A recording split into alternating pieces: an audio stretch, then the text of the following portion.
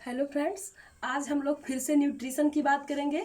Nutrition में जैसा कि आप जानते हैं, कार्बोहाइड्रेट और प्रोटीन, आप लोगों प्रोटीन नहीं वसा, कार्बोहाइड्रेट और वसा हमने पढ़ा दिया है। और इसके बाद नहीं, लेकिन इसके पहले ये चैप्टर आता है, लेकिन हमने किसी कारणवश इस चैप्टर को इस सबसे बाद में स्टार्ट किया है। और आगे हम देखेंगे न्यूट्रिशन साइंस। कारण ये है फ्रेंड्स कि मेरे जो स्टूडेंट हैं बीए की, उन सारे बच्चों के सिलेबस में जो ज़्यादा टफ लग रहा था उसको मैंने पहले ही कंटिन्यू किया। लेकिन आज हम देखेंगे न्यूट्रिशन साइंस। हम पूरा ही न्यूट्रिशन का या जितने ही होम साइंस के जो पांचों ब्रांच हैं सब सब सब कवर करेंगे सीक्वेंस से। थोड़ा टाइम प्रॉब्लम हो जाता है और भी कई सारे काम आ जाते हैं बीच बीच में, जिसकी वजह से वीडियो नहीं अपलोड हो पाता है। इसके लिए सॉरी फ्रेंड्स, लेकिन आप हमसे जुड़े रहें, फायदे में रहेंगे। और जितना होम साइंस का सिलेबस है, जो भी कंटेंट है, चाहे वो नेट का हो, टीजीटी पीजीटी का हो, सब ही यूट्यूब पे मिल जाएगा, वो भी एग्जाम से पहले, प्लस क्वेश्चन के साथ। जितने प्रीवियस ईयर आए हैं क्वेश्चन वो, और उसके बाद जितने सभी राज्यों में पेपर हुए हैं वो, और इसके बाद जो मॉडल पेपर हैं सबका सेट आपको मिलेगा। अभी धीरे धीरे ही मिलेगा। ठीक है फ्रेंड्स, हम देखेंगे न्यूट्रिशन साइंस।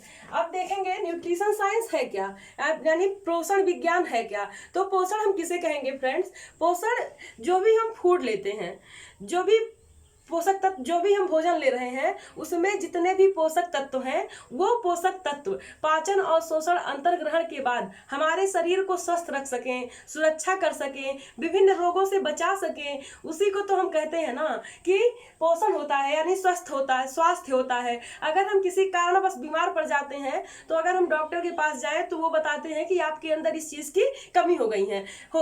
तो हम आगे अभी कंटिन्यू करेंगे पोषण विज्ञान। अब देखेंगे एक परिभाषा के साथ शुरू करने जा रहे हैं। सबसे पहले जो मोस्ट इंपॉर्टेंट कह सकते हैं, बहुत इंपॉर्टेंट परिभाषा है टर्नर की। ये कह रहे हैं पोषण शरीर में होने वाली विभिन्न क्रियाओं का संगठन है। विभिन्न क्रियाएं कौन सी फ्रेंड्स? जैसे पाचन, अवशोषण, अंतर्ग्रहण, परिवहन। ठीक है, पोषण शरीर में होने वाली विभिन्न क्रियाओं का संगठन है, जिसके द्वारा सजीव प्राणी जितने भी सजीव प्राणी हैं, न कि सिर्फ मानव, सजीव प्राणी ऐसे पदार्थों को ग्रहण तथा उपयोग करता है जो शरीर के विभिन्न कार्यों को संपन्न करते हैं, शारीरिक वृद्धि के लिए आवश्यक होते हैं तथा टूट फूट का पुनर्निर्माण करते हैं। निर्माण कौन करेगा? हम लोग बहुत पहले ही पढ़ चुके हैं, हम जानते भी हैं कि जो ऊर्जा देने का कार्य करेगा वो दूसरा एलिमेंट्स करेगा, और टूट फूट की मरम्मत दूसरा करेगा, और रोगों से रक्षा दूसरे लोग करेंगे। तो जो हमारे 6 कंपोनेंट्स होते हैं, क्लास में तो मैंने बार बार बताया, अभी यहाँ भी बताएंगे। तो टूट फूट की मरम्मत प्रोटीन करेगा। तो ये जो जितने भी हम पोषक तत्व ले रहे हैं, इनका कार्य क्या है? सबसे पहला कार्य ये है कि ये विभिन्न क्रियाओं का संगठन है, जिसके द्वारा सजीव प्राणी द्वारा ग्रहण या उपयोग किए गए शरीर के विभिन्न कार्यों को संपन्न करेंगे। कौन कौन से कार्य होंगे हमारे शरीर में? सबसे पहले तो हमारी रक्षा करेंगे, रोगों से रक्षा करेंगे, और हमारे अंदर निर्माण करेंगे। जो भी ग्रोथ होता है उसमें भी पोषक तत्व सहायक होते हैं, जैसे कि प्रोटीन। अब देखेंगे हम ये शरीर की विभिन्न जटिल प्रक्रियाओं, जो भोजन होता है वो हमारे शरीर की विभिन्न जटिल प्रक्रियाओं को पूरा करने के लिए पौष्टिक तत्वों की आवश्यकता होती है। जो भोजन हम लेते हैं वो हमारे शरीर में जाएगा, टूट फूट होगी उसकी, उसका पाचन होगा, उस पर विभिन्न एंजाइम्स की प्रक्रियाएं होंगी, और इन प्रक्रियाओं के बाद हम जो भी न्यूट्रिएंट्स की जरूरत होगी हमारा शरीर क्या करेगा? अवशोषित कर लेगा। और फिर क्या होगा? ये शरीर की विभिन्न जटिल रासायनिक प्रक्रियाओं में पौष्टिक तत्वों की आवश्यकता होती है। फ्रेंड्स, आपको बता दें फ्रेंड्स, हमें स्वस्थ रहने के लिए 45 प्रकार के पोषक तत्वों की आवश्यकता होती है। हमें स्वस्थ रहने के लिए फ्रेंड्स 45 प्रकार के पोषक तत्वों की आवश्यकता होती है। अब हम ऐसे समझेंगे न्यूट्रिशन विज्ञान। टर्नर कह रहे हैं जो हमारे शरीर में विभिन्न प्रक्रियाएं हो रही हैं, जो भी हमारे शरीर में कार्य संपन्न हो रहे हैं, टूट फूट हो रहे हैं, मरम्मत हो रहे हैं, इनको करने के लिए पोषक तत्वों की आवश्यकता होती है, पोषक तत्वों की आवश्यकता होती है, जिससे ये भोजन के माध्यम से हमारे शरीर की विभिन्न जटिल प्रक्रियाओं को पूर्ण कर सके।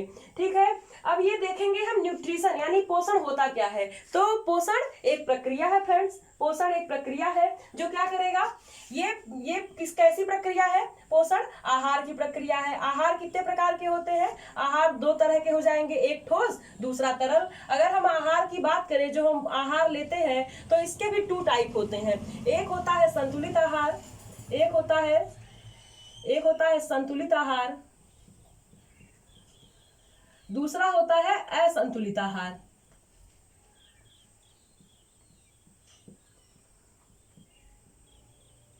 असंतुलित आहार, जो आहार होता है, जो हम फूडिंग करते हैं वो 2 टाइप से करते हैं। एक तो ठोस आहार ग्रहण करते हैं, दूसरा तरल आहार ग्रहण करते हैं। और इस आहार में भी एक संतुलित आहार होता है, दूसरा असंतुलित आहार होता है। संतुलन का मतलब होता है जो बैलेंस में रहे, है ना, मतलब जितने भी हमारे अंदर जो भी हम खा रहे हैं, जो भी डाइट हम ले रहे हैं, वो संतुलित मात्रा में हो, उसमें सभी पोषक तत्वों का एक बैलेंस हो, जो हमारी बॉडी की नीड है उसके अकॉर्डिंग हमें सारे कंपोनेंट्स, हमें सारे पोषक तत्व मिल रहे हों। और असंतुलित का मतलब ये होता है, चाहे हमारे भोजन में किसी पोषक तत्वों की मात्रा अधिक हो गई तब भी हम असंतुलित आहार ले रहे हैं, और किसी पोषक तत्व की मात्रा कम हो गई तब भी हम असंतुलित आहार ले रहे हैं, तब भी हम असंतुलित आहार ले रहे हैं। अब आगे हम देखेंगे कि न्यूट्रिशन की गतिविधियां कितनी प्रकार की हैं या स्थितियां कितने प्रकार की हैं। फ्रेंड्स, मैं आपको बता रही हूँ कि हम लोग जो फूड लेते हैं उसके 2 प्रकार होते हैं। एक तो संतुलित होगा, बैलेंस्ड डाइट जिसे कहते हैं, यानी हम अच्छा भोजन ग्रहण कर रहे हैं, और दूसरा असंतुलित होगा, यानी हम जो भी खा रहे हैं या तो ओवर हो जा रहा है या तो अंडर न्यूट्रिशन के हम शिकार हो रहे हैं। तो हमको दोनों ही कंडीशन से बचना है। तो न्यूट्रिशन की 2 कंडीशन होंगी, कंडीशन ऑफ न्यूट्रिशन, इसके 2 टाइप होंगे। एक होगा गुड न्यूट्रिशन, जिसे हम कहते हैं सुपोषण। जब हम संतुलित आहार ग्रहण करेंगे तो हम गुड न्यूट्रिशन हम ले रहे होंगे तो हमारा शरीर भी अच्छा ही होगा, हम स्वस्थ होंगे, तो उस स्थिति को हम कहते हैं सुपोषण। और दूसरा होता है मल न्यूट्रिशन, जब हम असंतुलित आहार ले रहे होंगे तो हम कुपोषण के शिकार होंगे। जब हम असंतुलित आहार ग्रहण करेंगे फ्रेंड्स तो हम कुपोषण के शिकार होंगे। अब अगर बात करें हम कुपोषण और सुपोषण की, तो सुपोषण ऐसे ही समझ लेते हैं, इसमें बहुत ज्यादा कुछ करने की आवश्यकता नहीं है। सुपोषण जो होता है फ्रेंड्स, जितने भी हमारे आहार में 6 कंपोनेंट्स हैं, ये जितनी भी हमारे शरीर की नीड है, अगर प्रेग्नेंट लेडी है तो उसकी अलग आवश्यकता है, बच्चे हैं जिनका ग्रोथ हो रहा है उनकी अलग नीड है, या पुरुष है तो उनकी अलग आवश्यकता है, महिलाएं हैं या किशोर किशोरी हैं, या जो बेबी है, छोटा बच्चा है, उसका अलग नीड है। तो सबकी बॉडी के अकॉर्डिंग क्या क्या कंपोनेंट्स हमारे शरीर को चाहिए होता है वो हम इससे तय करते हैं। जो ये हमारे 6 कंपोनेंट्स होते हैं फ्रेंड्स, जो हमारे 6 कंपोनेंट्स, जिसमें आता है एक कार्बोज, दूसरा आता है प्रोटीन, तीसरा आता है फैट, चौथा आता है विटामिन, 5वां आता है मिनरल्स, और इसके बाद आता है वाटर। ये हमारे 6 कंपोनेंट्स होते हैं। ये तय करते हैं कि हमारा भोजन हम कैसा है, वो सुपोषित है या कुपोषित है, हम जैसा डाइट ले रहे हैं। अब डाइट क्या होता है फ्रेंड्स, डाइट होता है हमारा एक दिन का आहार, दैनिक आहार, जो हमारी एक प्लेट है, जो हमारी, मान लीजिए ये कोई प्लेट है जो थाली है, इसमें जितने भी फूड है, ठीक है, ये जितने भी फूड है, ये सब हमारा एक बार जो हम खा रहे हैं वो हमारा डाइट है। अब इस डाइट में इसके माध्यम से तय होगा कि ये संतुलित भोजन है या असंतुलित भोजन है। अब अगर बात करें सुपोषण की, जो हम डाइट ले रहे हैं उसमें ये सारे कंपोनेंट्स उसी मात्रा में हैं जिस मात्रा में हमारे शरीर को इसकी आवश्यकता है, मतलब कि जितने भी पोषक तत्व हैं, जितने भी कंपोनेंट्स हैं, ये हमारे शरीर को उतना ही चाहिए जो हमारे शरीर की नीड है। अगर उतना मिल रहा है तो हम कहेंगे कि हम बैलेंस डाइट ले रहे हैं।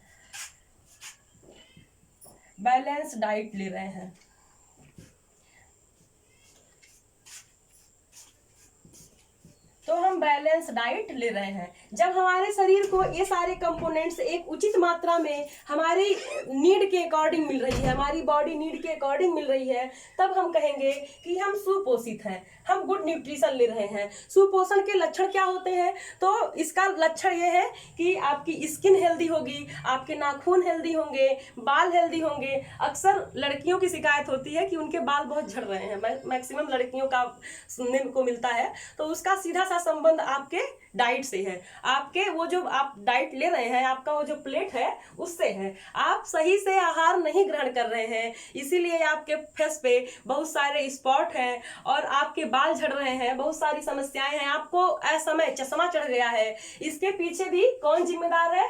तो आपका ये थाली जिम्मेदार है। अब ये संतुलित रहेगा तो आप स्वस्थ होंगे, अगर ये असंतुलित रहेगा फ्रेंड्स तो आप अस्वस्थ होंगे।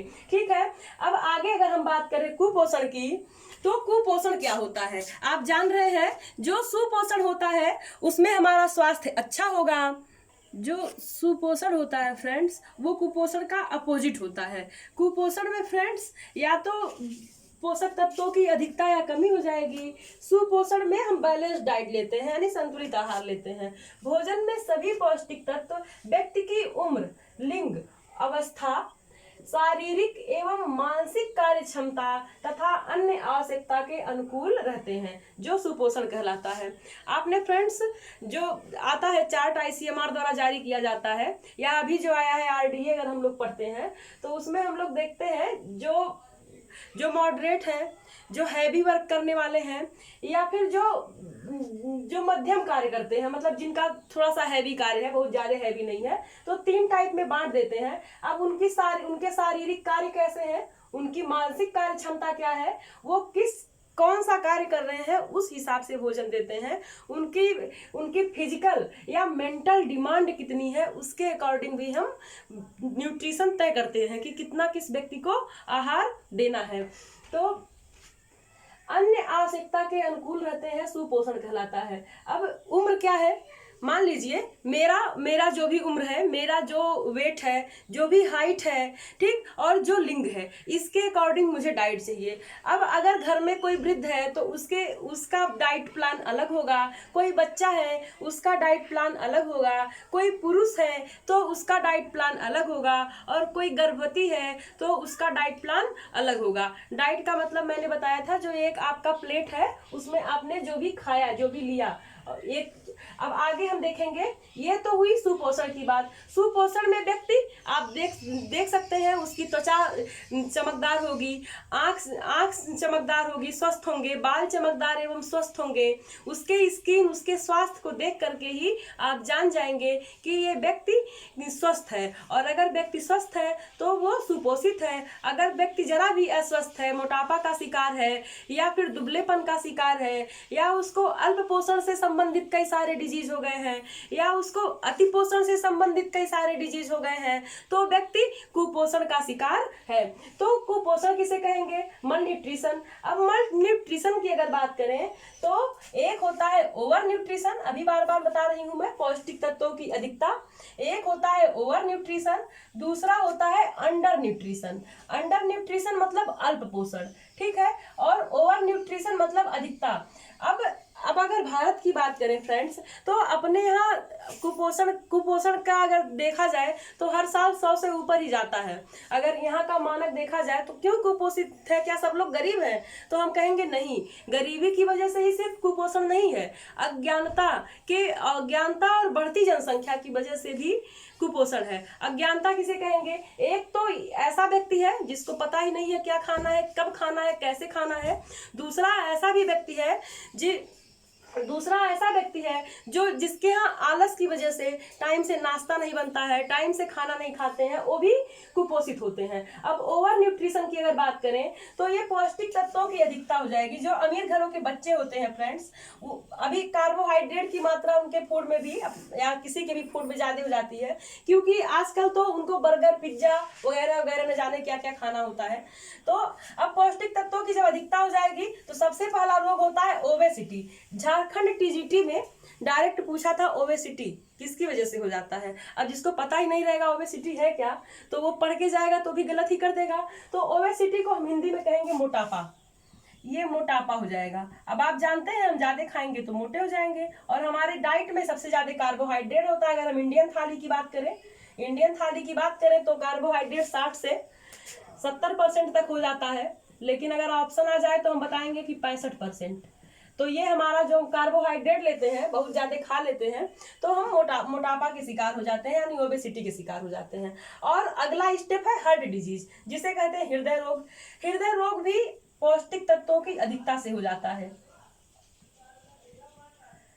और अगला है हाइपरटेंशन यानी उच्च रक्तचाप, ये भी पौष्टिक तत्वों की अधिकता से हो जाएगा। फिर अगला है हाइपर विटामिनोसिस, ए तथा डी, जो हम लोग अधिक पौष्टिक तत्व लेते हैं, अगर हमारे फूड में अधिक विटामिन हो गए तो ए तथा डी से संबंधित हमारे शरीर में कई सारे रोग हो जाएंगे, क्योंकि विटामिन जितना हमारे शरीर की नीड है उससे अधिक हो गया तो ए की अधिकता से जो रोग होंगे और डी की अधिकता से जो रोग होंगे वो हमें हो जाएंगे।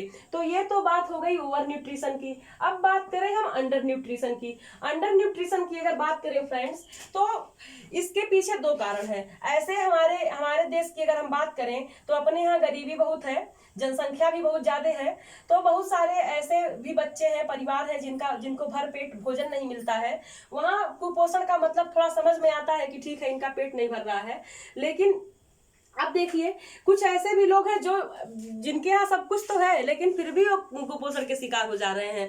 इसका सीधा संबंध उनकी अशिक्षा, अज्ञानता, लापरवाही और भी कई सारे इसके रीजन हो सकते हैं। तो अगर हम बात करें अल्प पोषण की, तो अल्प पोषण एक तो पहला होगा इसमें प्राइमरी अंडर न्यूट्रिशन, दूसरा होता है सेकेंडरी अंडर न्यूट्रिशन। इसके दो टाइप होते हैं, primary under nutrition, secondary under nutrition. पहला प्राथमिक अल्प पोषण, प्राइमरी अंडर न्यूट्रिशन, ये तीव्रता के आधार पर भी 3 प्रकार के होते हैं। अब प्राइमरी अंडर न्यूट्रिशन से ही होता है सेकेंडरी अंडर न्यूट्रिशन। जब ये प्राइमरी अंडर न्यूट्रिशन गंभीर हो जाएगा, सेवियर अंडर न्यूट्रिशन हो जाएगा, तो ये हो जाता है सेकेंडरी अंडर न्यूट्रिशन।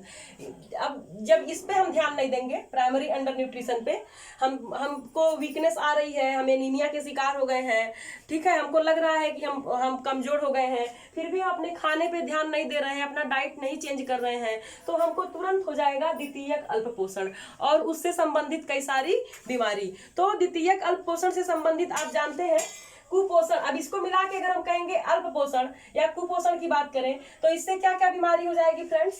इससे आपका स्कर्वी हो जाएगा, स्कर्वी जो विटामिन सी की कमी से होता है, स्कर्वी हो जाएगा।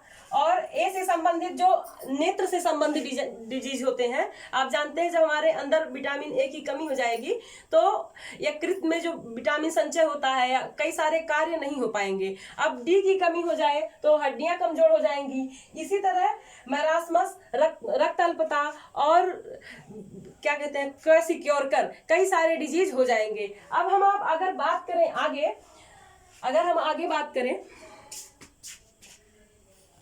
अब हम अंतर समझेंगे गुड न्यूट्रिशन एंड मल न्यूट्रिशन में।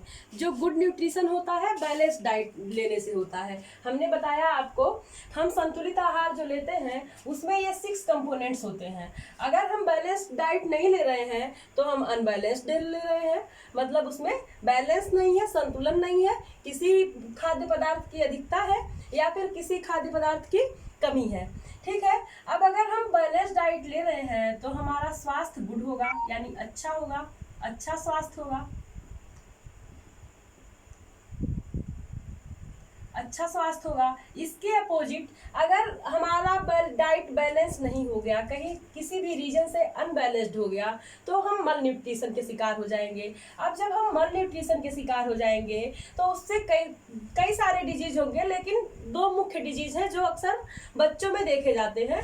तो एक हो गया क्वेसिक्योरकर, दूसरा मैसिक्योरकर।